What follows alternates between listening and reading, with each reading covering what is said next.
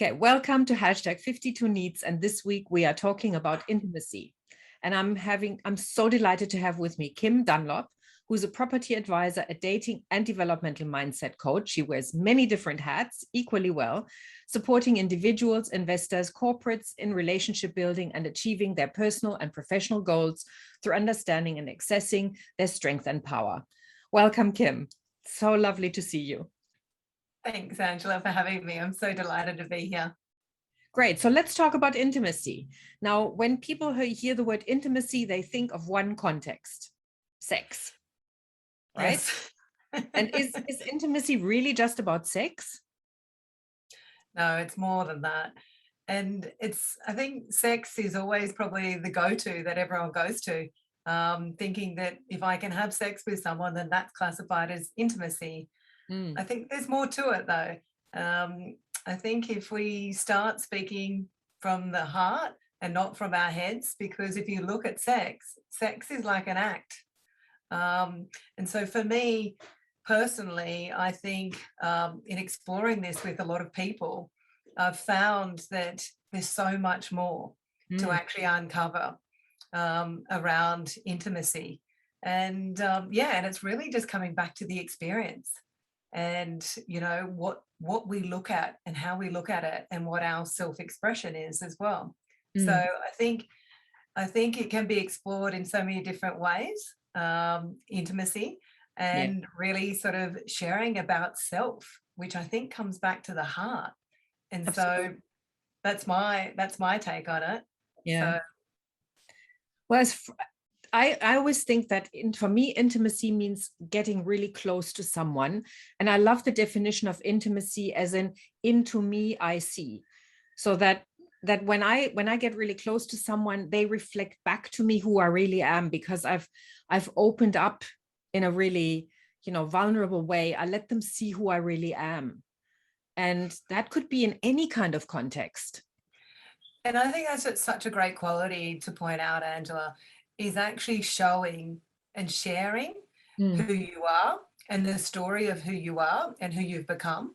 And it's you then allowing that other person to actually seek to understand you, and because you're doing the sharing part.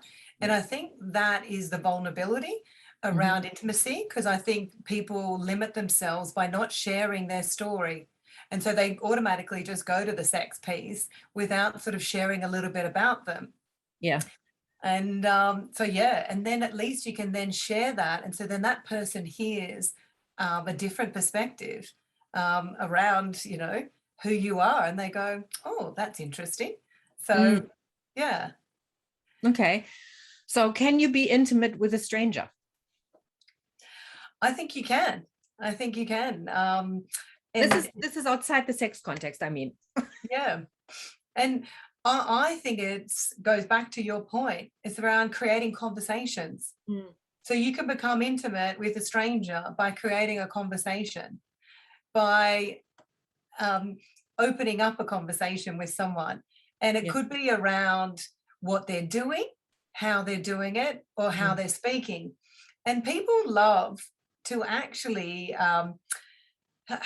they love to actually, they like it when someone notices something about the expression of who they are. And so I think that that's really important. If you could actually notice something about someone, like, I love your necklace, and that beautiful necklace just highlights, against the black on your shirt. And it's just so beautiful. It really just pops. And to even just share that sort of level of expression with a stranger, I find that I do that all the time. I comment on people's outfits. And do you know how many times that they actually say, oh my God, that's so lovely. They feel so good about themselves. Yeah. And so I think that's a level of intimacy by sharing that. Absolutely. I remember having conversations with strangers that I've only ever met, like literally at airports or, places where we were just like literally strangers, just connecting for a moment, having had conversations with people that I still remember today. I mean, I was this is many, many years ago, at an airport in Singapore, and met this old gentleman who was traveling back from India. to, or he was, no, he was traveling back from, I can't remember. Anyway, he was either traveling back or to India to meet up with his old army buddies. So he was British, and he had just had a double hip replacement.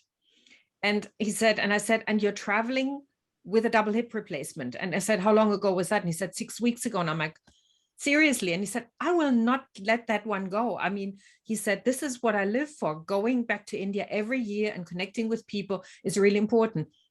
Now, this was a conversation that literally lasted 20 minutes, half an hour, but it was so intimate and so deep. I mean, I have never forgotten it.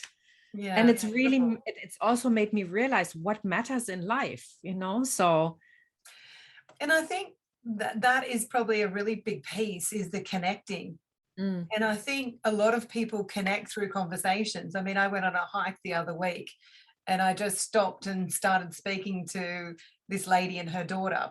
And it was creating a conversation, and it was around her daughter going through high school in this time. And so, yeah, it's a beautiful piece. Yeah. And I think probably a really good point to point out is languages of love. I mean, you'd be very familiar, Angela, with languages of love. Absolutely. And so I think in creating those conversations, you've got words of affirmation, acts of service would come up, in terms of sharing, hearing, supporting, listening, understanding. All those elements just really get ignited through a beautiful conversation. And I think the other key piece is being open. Being open. So then opening up the heart. And so being open to the enjoyment of having a conversation and connecting with someone. And I think that's really important, because if you're actually closed to it, and I say that to people in relationships, if you're not open to new opportunities, then they may not present themselves. So it's I think it's really important. So well, a lot of people protect themselves. There's this whole thing of, if I open up too much, I'm becoming vulnerable and somebody might let me down. So there's fear of abandonment. Somebody may have had a trauma in the past that says, if I share too much about myself, that will be held against me. So there are all sorts of reasons why people don't show up and share, because it could be potentially a risky thing, right? But it's the trust that really matters, and I think that is what we need to build slowly. A lot of people jump right in and overshare, like, here I am, what's and all, in the first half hour of meeting somebody. And I really like the slow reveal, where you go, you build intimacy from a layer of, let's talk about some general stuff, and then we're sharing a little bit more about ourselves, and then we're going into, actually it should go down more into depth. We start sharing more in like more personal details. It's not just about the weather anymore and what we did over the weekend, but it's about who we are, what we did. But then we go into, this is me. It's not just that pretty stuff anymore, but it's this is me. These are my warts. But that requires trust and safety. And when people don't have that, they don't share. And I think that's a really valid point, is actually doing it slowly. And rather than actually opening up and sharing the whole big picture, the intimacy in terms of building that up, I totally agree with you. I think it's really important to slowly build that up, because you are building trust through that process. And it's incredible, it's incredibly important for everyone to actually build that, because then that creates consistency. It creates, a bond through that process, and the relating and the connecting, because you're kind of expanding it, say, week by week. And so I say to people, okay, if someone is not giving you what you need in terms of your intimacy needs, what is that? And so a lot of people haven't recognized it for themselves to then actually understand it, to be able to share that desire. And I think that's a really important thing, is we forget to actually share our needs and our desires. We just expect the other person to actually mind read and actually know what we're actually wanting. And so we then go and blame them, or talk to our friends and say, I'm not getting this in my relationship. Yeah. And so I say to people, have you actually shared that with your partner? And Mhm. they say, oh, well, they should just know it. Yeah. So, Which is why I'm doing this, so that people can think about what their needs are, so that because this is not about providing answers, this is about thoughts, like, what does intimacy mean to you? yes. Right? And what does it mean to you, Angela? Because I know what my two languages of love are, and they're different with receiving as well as giving. Of course. I mean, that's the whole problem is often people give in the language that is their own and expect the other person to recognize that when they're giving in that language, that they actually want it back in the same language, but people don't speak the same love language. That's exactly So it. yeah, my love languages, my two love languages are time, and it's the first one, and the second one is acts of service, and they're very close together. And and it really works particularly well when somebody says, let me do this for you so we can spend some time together, so you don't need to do that. Yes. So what is You're it? in.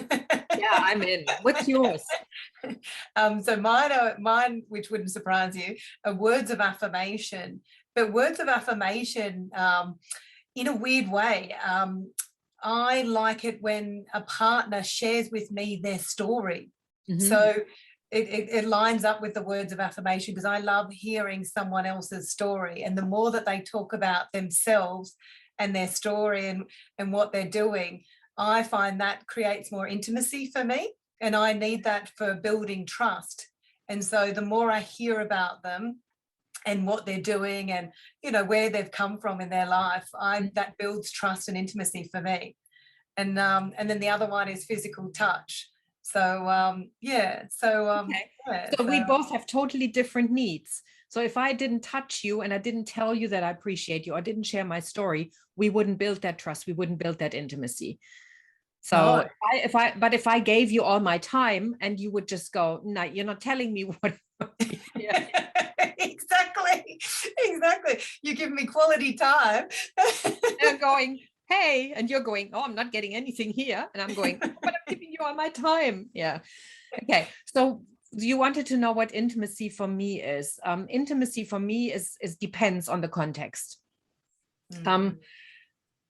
You mean it's yes, it's about sharing more information, but it depends on what kind of information. I mean, I can have intellectual intimacy with somebody. Like, I have friends and we have really stimulating conversations with each other. And I love that, because I know I can show up and I can be really outspoken, and I can just, I love tossing ideas into the room and going, hey, what do you think about that? And it's not about agreeing. It's just about, I love the discourse of exploring and looking at different viewpoints, because often we just go, it's yes or no, it's right or wrong. And I love all the rainbow colors in between, and exploring that. So that is really, I love that. And then there's nostalgic intimacy. I have friends I've had for 50 years. I mean, we literally have known each other from the beginning, and we only connect 2 or 3 times a year. But when we do, it's really intimate, because we know each other. We've shared so many things over the years that, that really glues us together. And I love that.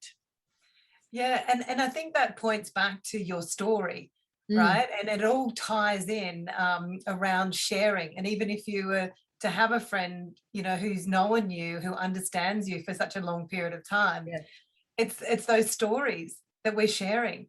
Yeah. And it's creating those beautiful conversations with, whether it's a stranger you're meeting for the first time, which could then become a lifetime friend. It's just beautiful. And I think we're so blessed that to have our voices, that sometimes we forget to sometimes use our voices. And so, yeah, I always say to people, is there something missing? And sometimes, a lot of the time, they're missing their voice by sharing their needs or their basic desires. And we haven't been taught that. And Angela, as well as I do, we have not been taught that. And so it takes a little bit of practice to then understand yourself, to then be able to be in a vulnerable position. Because when we start to share our story, we start to open up our hearts. And Mhm. because we're kind of placing trust, as we said before, in someone else, in receiving that in a really lovely way and not throwing that back in our faces, so to speak, and having that environment from safety as Yeah. well. Yeah. Yeah. And so it's doing that little dance.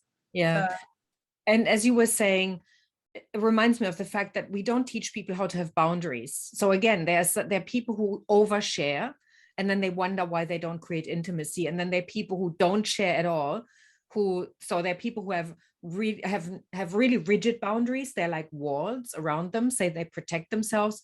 And then they're the people who just go, blah, here I am, no boundaries at all. yeah. And these are the life skills that we're supposed to learn through osmosis, like we go through life and we're just expected to learn what are boundaries. And the same as with needs, as you said, if we never have the discussion about what works for us and what doesn't work for us and what are our needs and how do we like to fulfill those needs, often what we do is we go to people and we say, we either expect that people mind read them, as you have just said, or we just say, now it's your job that you share those, that you fulfill those needs. And Yeah. that's not really how it works. The only people who actually have a right to ask that are children, because they can't do it for themselves. But adults, I can't go to you. And again, if your love language is physical hugs, then you can say, I'd really love it if you gave me a hug. But you wouldn't, I don't know you that well, but I don't doubt that you would sit there and say, Angela, if you don't give me a hug, I won't feel loved. Yeah. I feel really, like my drama queen Tiara. Oh, I feel really terrible because you're not giving me hugs. You would say, hey, my love language is hugs. So if you would give me a hug occasionally, that would be really cool. Yes. And I think that's a really great point, is bringing it to life and bringing it to light and sharing that, because when you notice that something's missing for you, it's that opportunity to actually say, I'm just, bringing this to your attention, that this is something that I really like. And when you do that, I've found that I've actually, shared that with a few people. It kind of then highlights to them as well what they notice as well about themselves. Yeah. And there's something, and as you said before, there's something that's stopping them from, or closing up by not actually sharing that, because it could come back to their previous experiences. And then there's an opportunity to actually open up that conversation.